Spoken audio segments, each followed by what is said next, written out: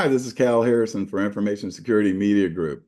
Welcome to today's session entitled Protecting Critical Infrastructure with Unified Remote Access and Threat Detection, featuring Josh Carlson, Director of Business Development at Dragos, and Kevin Kump, Chief OT and ICS Security Strategist at Cyolo. Before I introduce our speakers, just a bit of background on this session. As industrial environments become increasingly complex, with more systems, data, and remote locations, the challenge of managing secure access and threat detection intensifies. The latest CISA directive emphasizes the need for comprehensive asset visibility and vulnerability management, highlighting a crucial gap in many OT environments. Today, our speakers will delve into the evolving landscape of OT cybersecurity.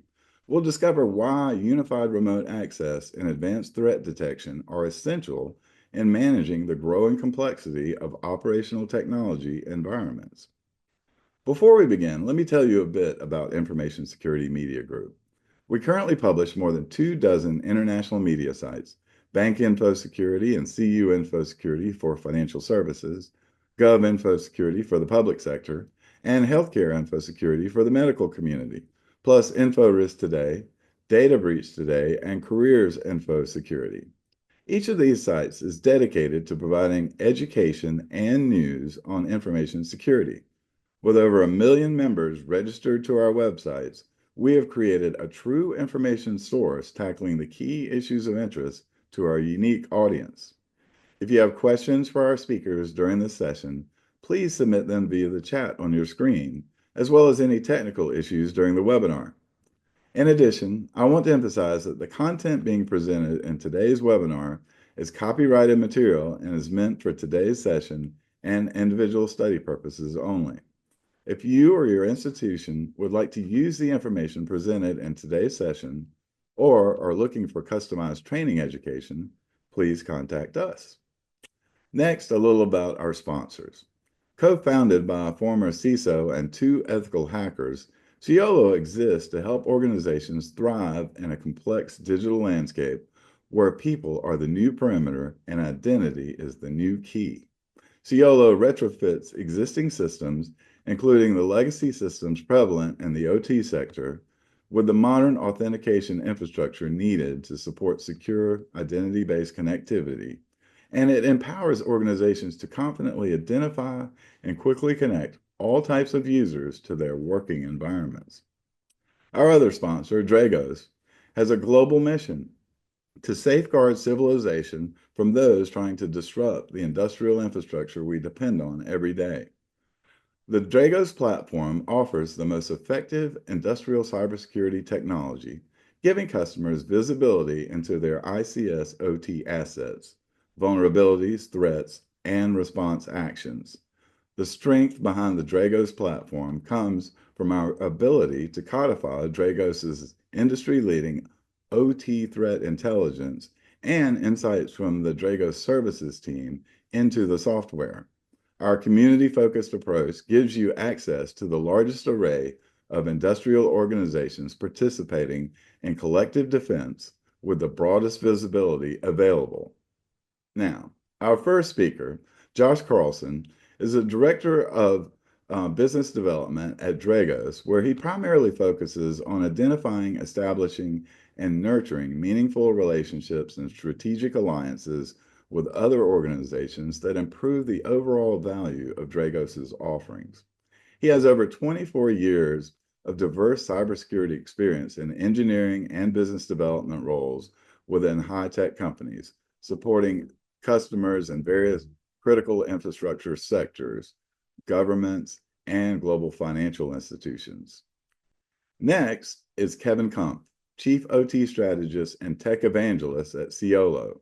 He has more than 20 years of IT security and compliance experience, including over 10 years of cybersecurity governance and critical infrastructure experience working in the energy, medical, manufacturing, transportation, and FedRAMP realms. Welcome, Josh and Kevin. Thank you for joining. So good to be here. Pleasure to be here. It's a great topic. So when we discuss the complexity of industrial environments today, exactly what do we mean by that? The industrial environment today encompasses many different sectors. Anywhere where there are basically plants, operations, controls that really do physical process in an environment. That is what we call about the operational technology realm. And I think some of the challenges and when we talk about complexity is that you've got things that are 20, 30 years old, and we're trying to digitize and digitalize and connect these systems together in a safe, secure, reliable way where there wasn't a lot of cybersecurity thought process built into that. And so you have to do things that are now not just like a typical IT environment where you would have a system that you could kind of rip and replace. To Kevin's point, it's not as easy to do that in some of these complex environments today. And what's the potential impact of this type of complexity from a security standpoint? Operational safety, downtime, loss of human life or injury. That is the biggest factors that drive this space. The reason these systems have been around 30 plus years are the old adage, if it isn't broken, don't fix it. And every time these systems are producing, that's revenue and that's services that are being generated. So to mitigate those would be a risk. And we see a lot of that happening even, today we see big events over the past decade that have really impacted the ability to deliver goods to manufacturers to produce, and products, the ability to deliver energy effectively to those facilities so that they can even run for a long period of time. There's a lot of different consequences that can happen. And not only that, even some of the lesser impacts where you lose visibility of the environment. You just don't have a good understanding of, who's in there, who's doing what, how it's happening, when changes are being made. Things like that can present some less, things like what Kevin was talking about, just one level below that. So always good to kind of think about all the different roundabout aspects of potential impacts around that complexity. And Kevin, you had mentioned the fact that ICS and OT security is really at a critical crossroads these days. What do you mean by that? It's at a critical crossroads because the sector is under increased attack. Not only is it under increased attack, we're losing people in the sector to retirement and other areas.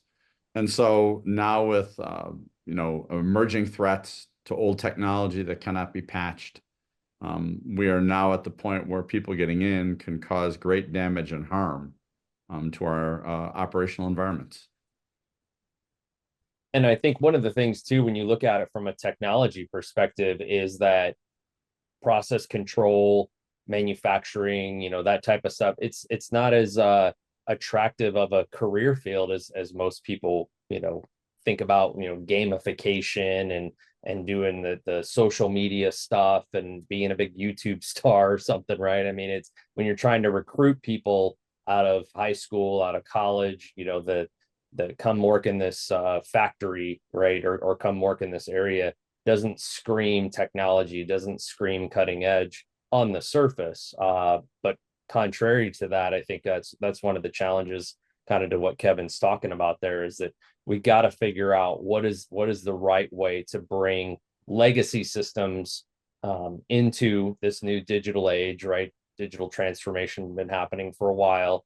But how do we do that securely without putting the systems or the people or the local economies, the local environments and communities in harm's way?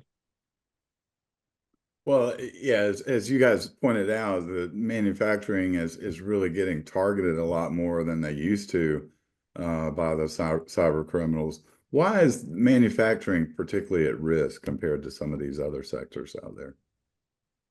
Well, I think if you look at manufacturing as an encompassing whole of an entity, it has many facets and many areas to it.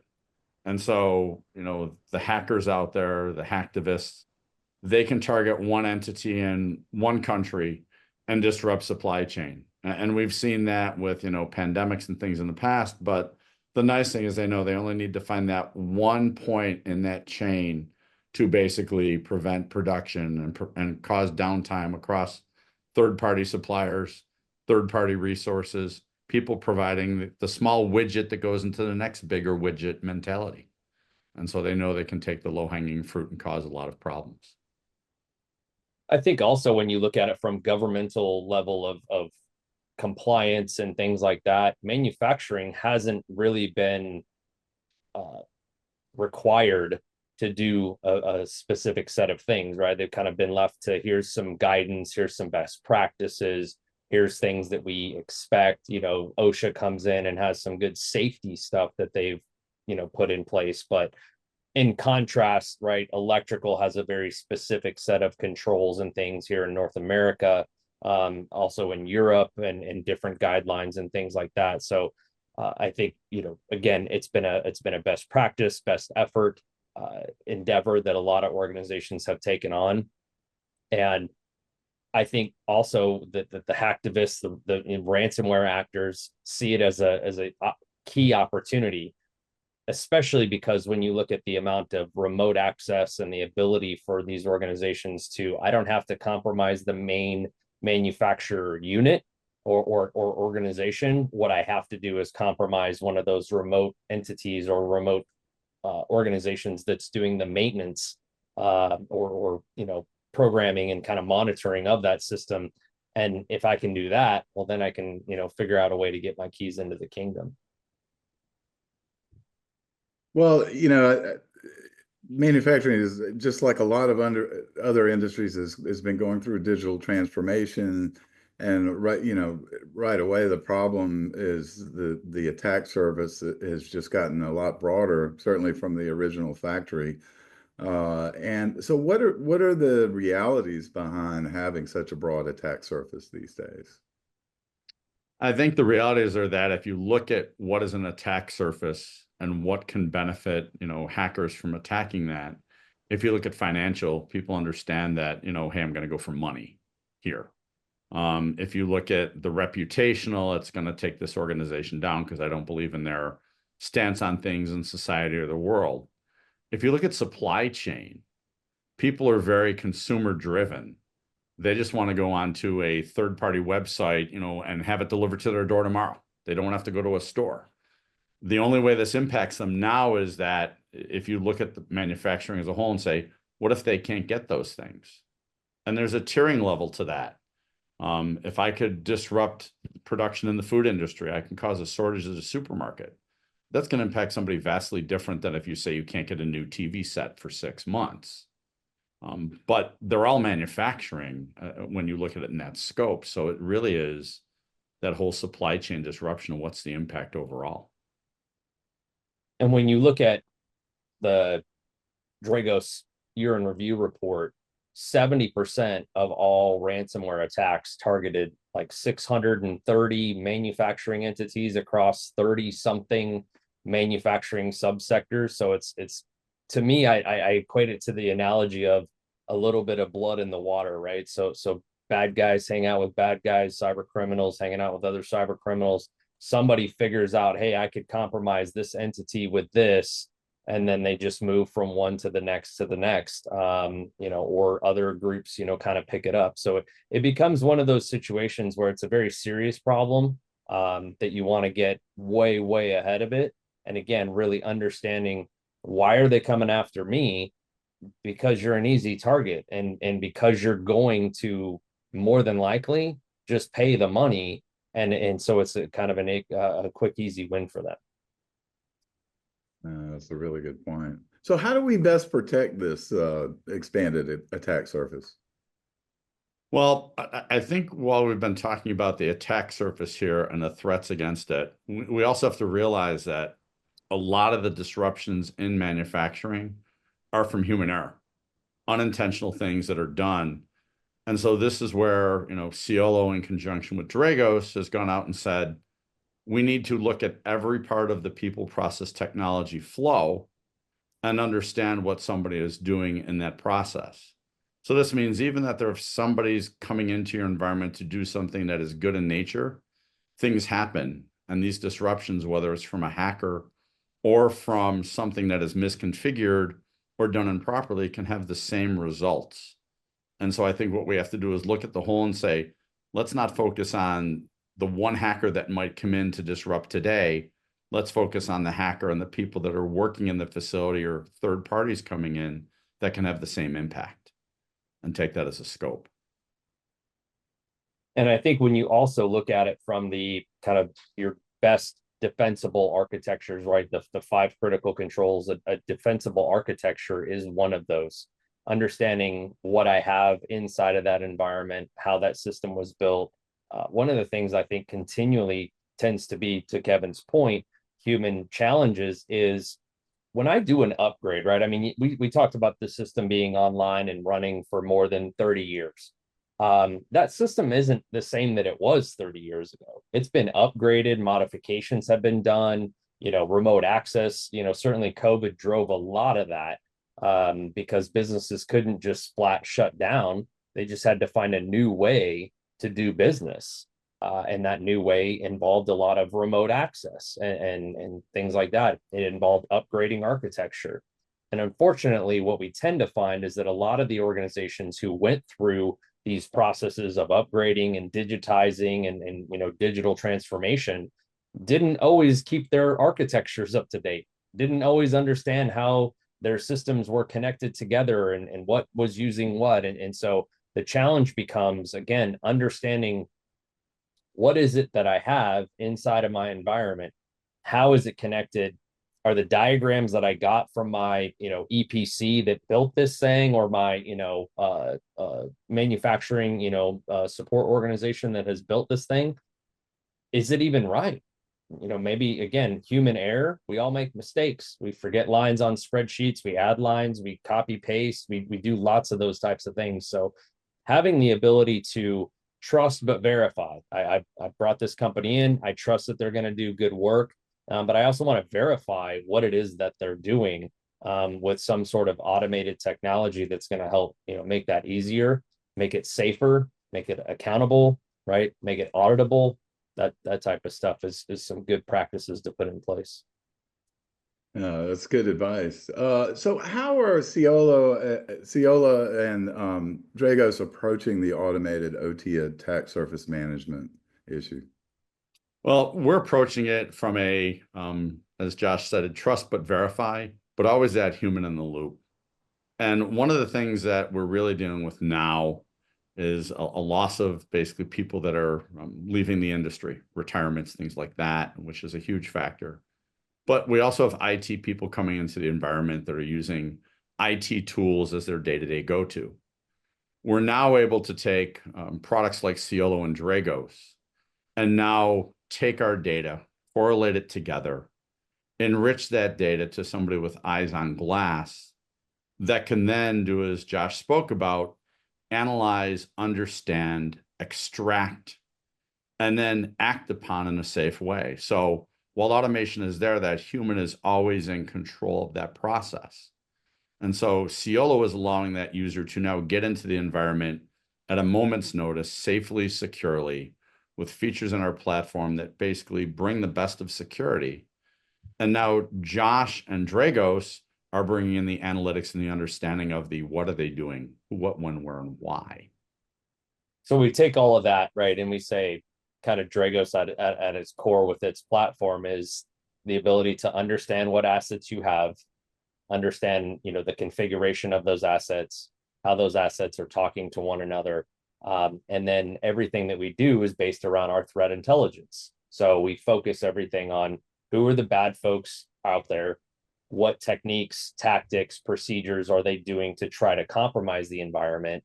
And then how do we, have a response, a human readable, as Kevin was saying, bring the human into this.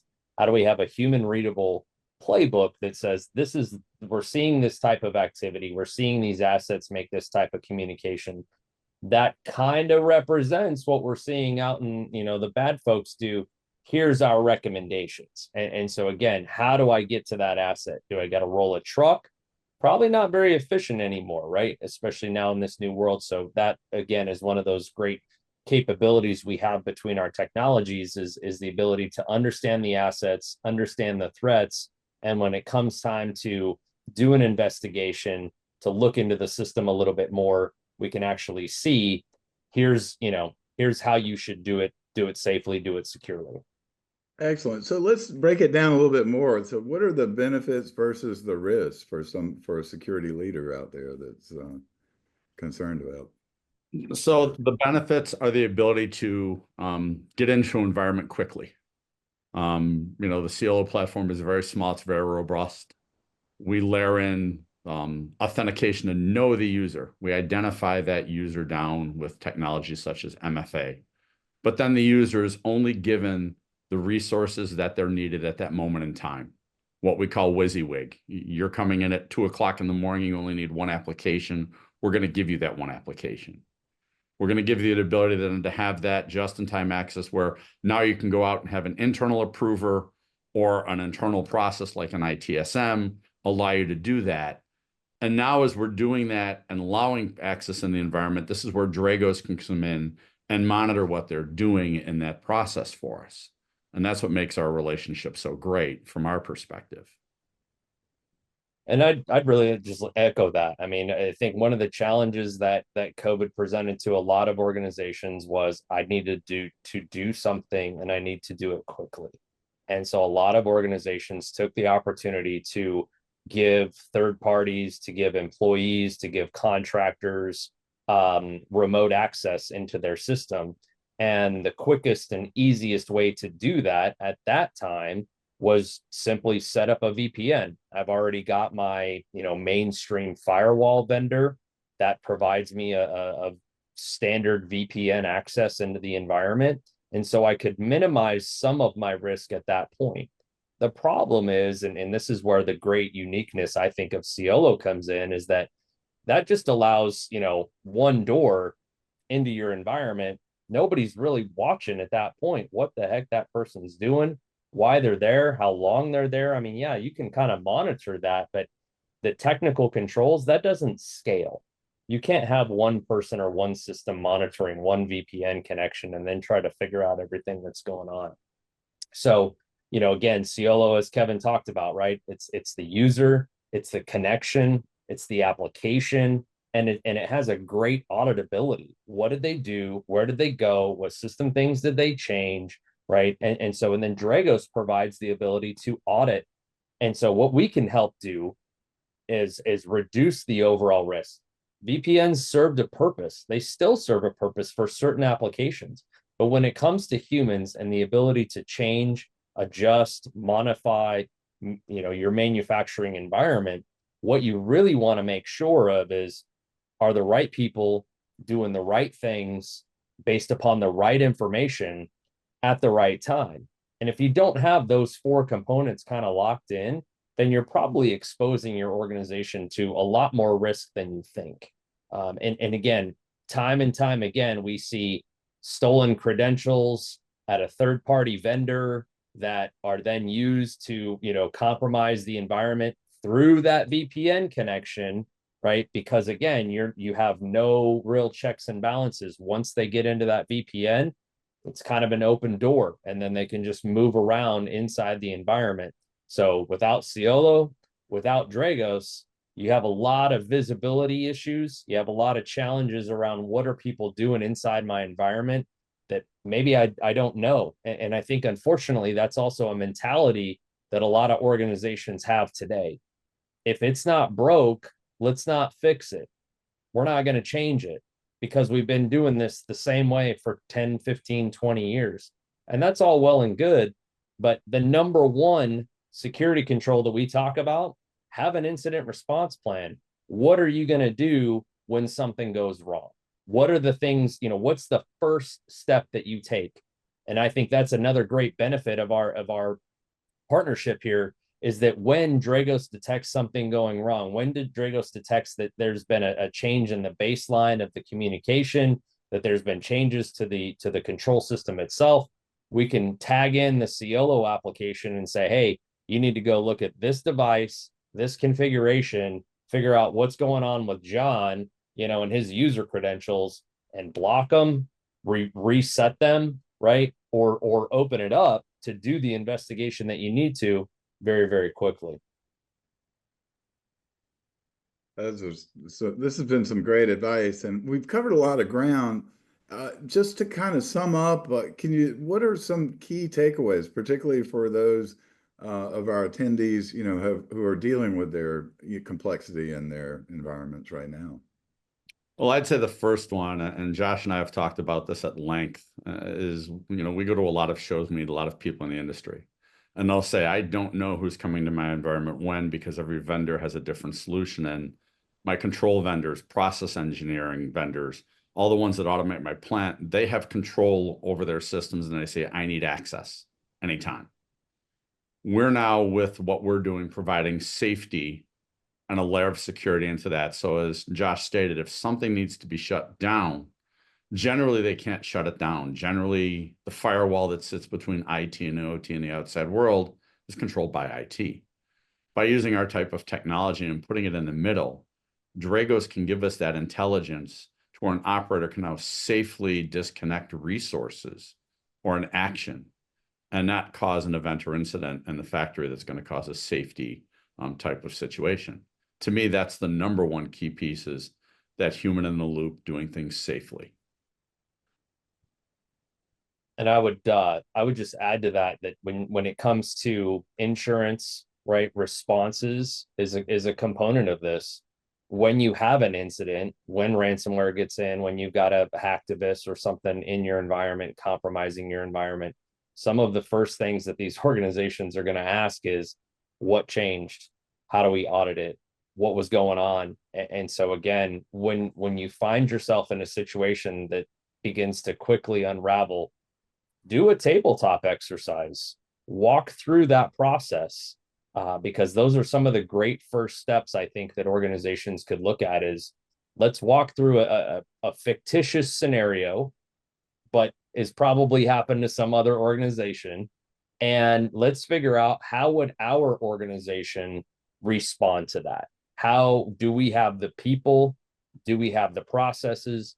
Do we have the technology to be able to thwart the attack, minimize the risk, do the things, go through when an auditor or an insurance organization wants to come in and understand what logs were there?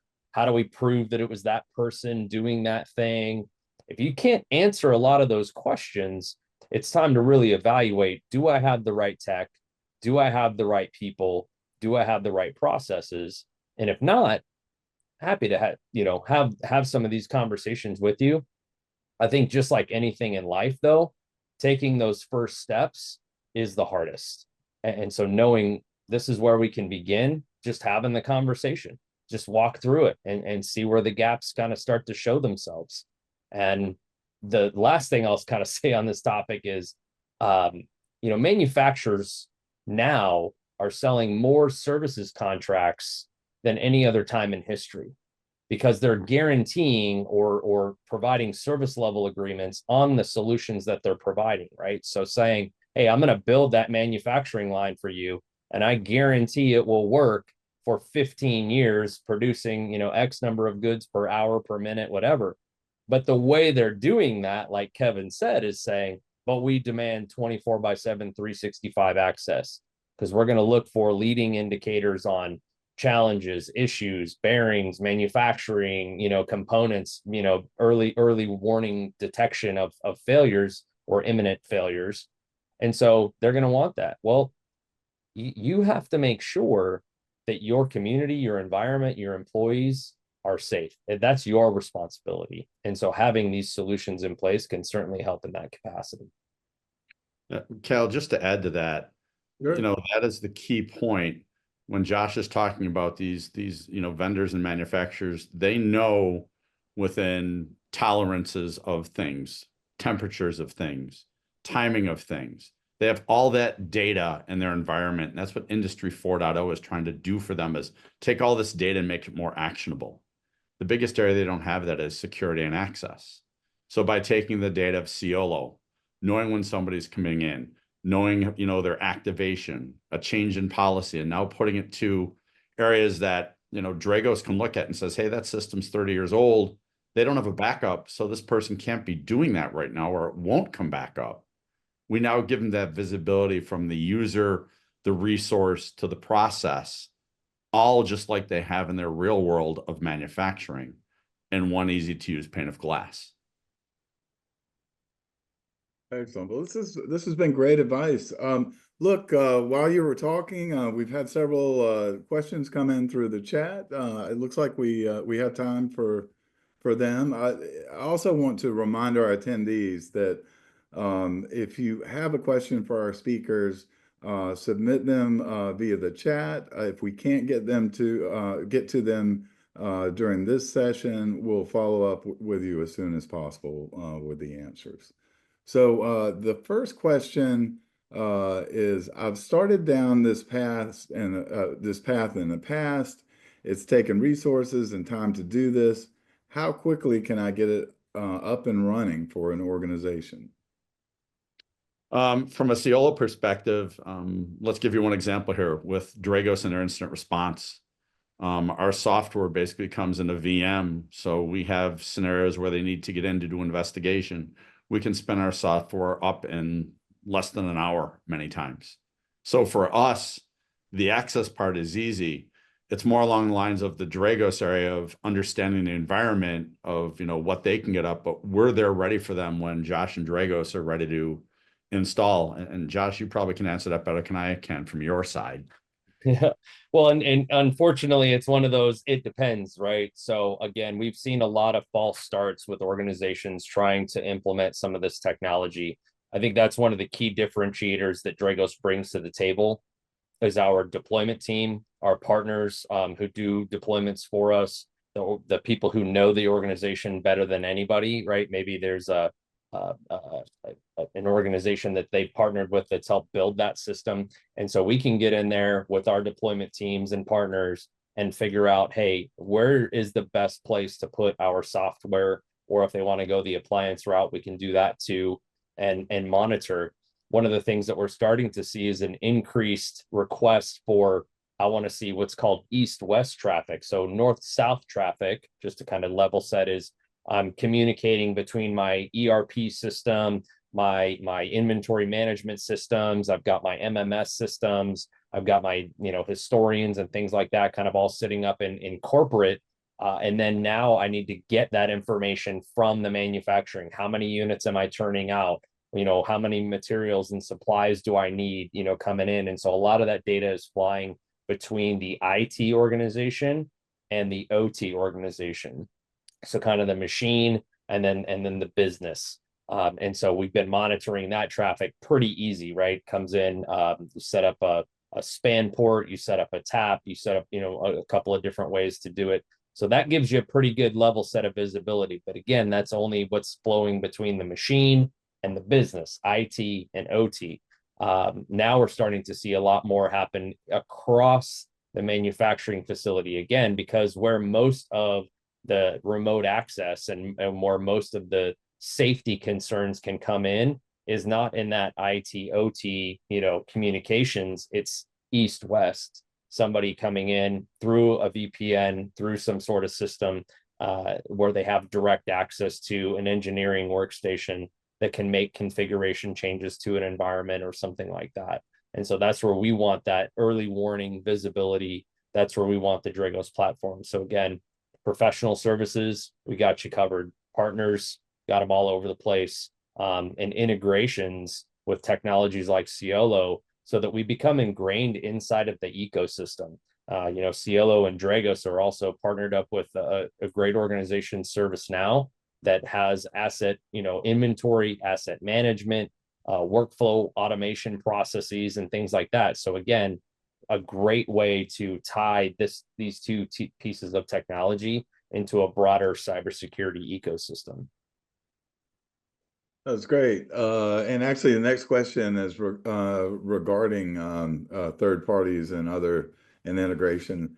Does this integrate into other tools or to an operational center that I currently have for my SOC or an external third party? Absolutely. And the nice thing about it is that we provide you that ability to take, we're hearing companies coming to us now saying, I have 100 locations. How do I do this effectively without architecting and re-architecting an infrastructure? Because a lot of the old architecture that is in place isn't built for today's, requirements of bandwidth and other things. We now have the ability to put a very small software container or device on a premise, bring that data back to one of these operations centers, and now they can correlate that data and still have the same flexibility to keep those environments separate and distinct. So we're not just pooling all the data, we're giving you actionable data. Once that data comes into that environment, you get eyes on glass. Now you don't have to look and say this is an internal organization. This can be a third party. So you now actually can have a third party come in, and if there's something wrong, you can control their access into the environment. You can look to see what they're doing in the environment. And it can sort of be that I have a plant, I have an operations staff and a SOC, and now I have a third party coming in that can work together to all build this process. And this is, I think, where Dragos really helps us immensely, is because while we can get you there, we wanted to make sure that what they're doing in a safe and effective manner. And that's where partners like Dragos, partners like network fabric switch people that we can help build into their gear, or other vendors in the environment that are down at the PLC or other level. Really, you need that entire infrastructure, and Dragos pulls all that data together for us. And the only thing I would add to that, great message from Kevin right there, is that don't let organizations lie to you. I think that's one of the most frustrating things about having been in this business now for over 20 years, is that you see claims, especially today, I think more so than ever before, where organizations say, yeah, we can do that. Yeah, we can do that. Yeah, we can do that. And they're just yes folks, not actually able to technically prove out what's going on.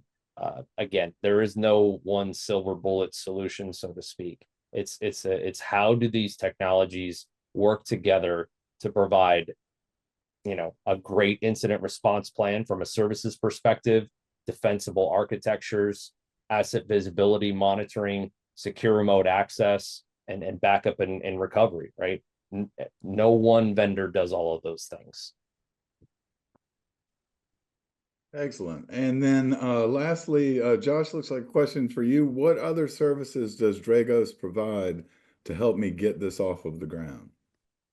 One of the things I like about Dragos specifically, not just because I work here, but because, I truly believe in the mission and what we're trying to do to safeguard civilization, is that we'll meet a customer where they're at. And most of the time, not every time, but most of the time, that starts with some sort of services engagement. It's figuring out, what do you have? Where is it? Go through a tabletop exercise, like I said, kind of figure out where are the crown jewels in that inventory or asset management or whatever manufacturing facility that you're taking care of and responsible for today. Understanding that is, I think, one of the first key steps because you can't protect what you don't know what you have. Right. And even with our friends over at Cyolo, it's one of those like, well, who do you have in the environment today? Well, we don't know, because I inherited this thing from, 10 different iterations. Maybe it's part of a merger and acquisition type of thing. So you didn't even build it. You weren't part of the partner ecosystem that built it. So there's a lot of that kind of stuff. And so starting out with those services, understanding what you have, also allows us to be very prescriptive in the technology that you should deploy, where that technology should be deployed, and help you come up with some success criteria. I think one of the things you have to do is also kind of lay down a proverbial finish line, right? Like, how do I make sure that this thing is doing what I was supposed to, get it to do in the first place?